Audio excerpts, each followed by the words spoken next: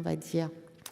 Je vais maintenant donner la parole à Monsieur François Bonneau, rapporteur pour avis de la Commission des Affaires étrangères, de la Défense et des Forces armées, pour 5 minutes, chers collègues.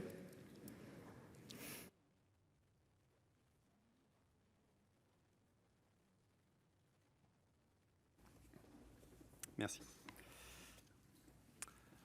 Madame la Présidente, Madame la Ministre, Monsieur le Président de la Commission, chers collègues, la Commission de l'aménagement du territoire et du développement durable a bien voulu déléguer à la Commission des Affaires étrangères et de la Défense l'examen sur le fond de l'article 28 relatif aux minerais de conflit.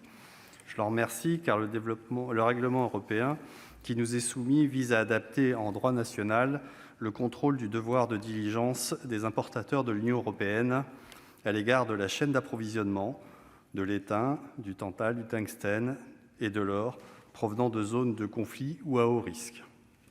C'est un sujet qui concerne notre diplomatie, mais aussi notre industrie de défense.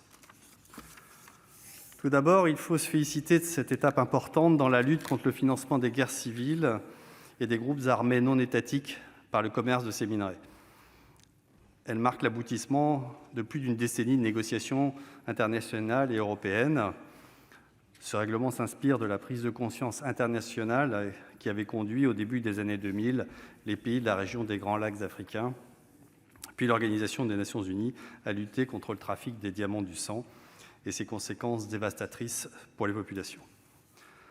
Le règlement européen impose aux importateurs un devoir de diligence pour assurer la transparence de la chaîne d'approvisionnement et la traçabilité de ces minerais qui sont indispensables à l'industrie, l'électronique, les équipements civils, mais aussi militaires. Il s'agit d'un mécanisme juridique différent de la prohibition ou de l'embargo. Au lieu d'évincer des régions entières du commerce international, au risque d'engendrer davantage de fraude et de fragiliser encore plus les populations, il place directement les entreprises devant leurs responsabilités sociales et leur devoir d'information du client et du public. Le règlement repose donc sur une logique de compliance, c'est-à-dire de conformité au devoir de diligence. Le gouvernement propose de mettre en place un système de contrôle a posteriori, privilégiant l'incitation à la sanction. En cas de manquement, l'autorité administrative pourra enjoindre les intéressés à appliquer des mesures correctives sous peine d'exécution d'office et d'astreinte administrative pouvant aller jusqu'à 1 500 € par jour de retard. On peut s'interroger sur l'efficacité d'un tel dispositif dépourvu de sanctions pénales, mais nous avons considéré qu'il n'y avait pas lieu sur ce point de suradapter notre législation. Par ailleurs, il faut reconnaître 2 vertus à ce règlement. Première vertu, c'est de contrôler le commerce de ces 4 minerais. C'est un dispositif européen porteur d'espoir qui ouvre aussi une réflexion sous un angle environnemental sur d'autres secteurs dans des domaines des terres rares et d'autres minéraux comme le cobalt nécessaire à la fabrication des batteries.